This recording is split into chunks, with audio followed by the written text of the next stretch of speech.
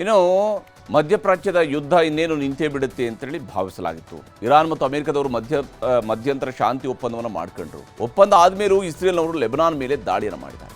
ಇದರಿಂದ ಕೆರಳಿರುವಂತಹ ಇರಾನ್ ಮತ್ತೆ ಹಾರ್ಮುಜ್ ಜಲಮಾರ್ಗವನ್ನು ಮುಚ್ಚೋದಕ್ಕೆ ರೆಡಿಯಾಗಿದೆ. ಇರಾನ್ ಹಾಗೂ ಇಸ್ರೇಲ್ ಅಮೆರಿಕದ ನಡುವಿನ ಸಂಘರ್ಷ ಕೊನೆಯಾಗುವಂಥ ಲಕ್ಷಣಗಳು ಸದ್ಯಕ್ಕೆ ಕಾಣ್ತಾ ಇಲ್ಲ.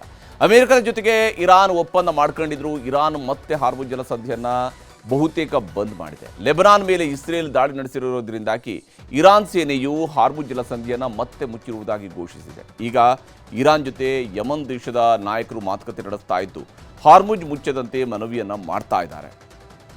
ಇಡೀ ಜಗತ್ತಿಗೆ ಯೋಗದ ಕೊಡುಗೆಯನ್ನು ಕೊಟ್ಟಿದ್ದು ಭಾರತದ ಯೋಗದಿಂದ ಆಗುವಂಥ ಆರೋಗ್ಯಕರ ಲಾಭಗಳ ಬಗ್ಗೆ ಜಗತ್ತಿಗೆ ತಿಳಿಸಿಕೊಟ್ಟಿದ್ದು ಕೂಡ ಭಾರತ ಸರ್ಕಾರದ ಮನವಿಯಂತೆ ವಿಶ್ವಸಂಸ್ಥೆ 2015ರಲ್ಲಿ ಮೊದಲ ವಿಶ್ವ ಯೋಗ ದಿನವನ್ನು ಘೋಷಿಸಿತ್ತು.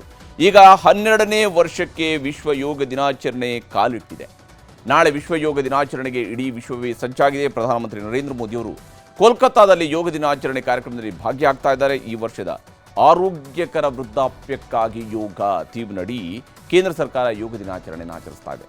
ಪ್ರಧಾನಿ ಮೋದಿಯವರ ಜೊತೆಗೆ ಯೋಗದಲ್ಲಿ ಭಾಗಿಯಾಗೋದಕ್ಕೆ ಆನ್ಲೈನ್ನಲ್ಲಿ ದೇಶಾದ್ಯಂತ ವಿವಿಧ ಕ್ಷೇತ್ರಗಳಿಂದ 6 ಲಕ್ಷದಷ್ಟು ಸಂಸ್ಥೆಗಳು, ಸಮುದಾಯಗಳು, ಕೈಗಾರಿಕೆಗಳು ನೋಂದಣಿಯನ್ನು ಮಾಡ್ಕೊಂಡಿದ್ದಾವೆ.